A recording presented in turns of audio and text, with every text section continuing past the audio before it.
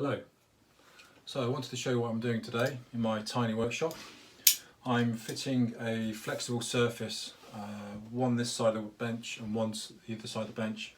This is an oak kitchen worktop which I've cut down, ripped down to create a batten across the back, piano hinge onto that, and then I've changed my design on the front. Instead of having gala brackets that hinge out to give the support, I've got folding legs, and thanks to Ryan for putting me onto these brackets.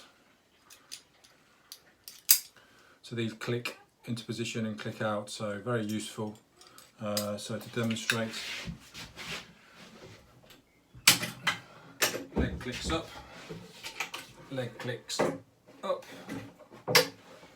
surface drops down. So yes, considerations would be 38mm maximum in thickness of your leg.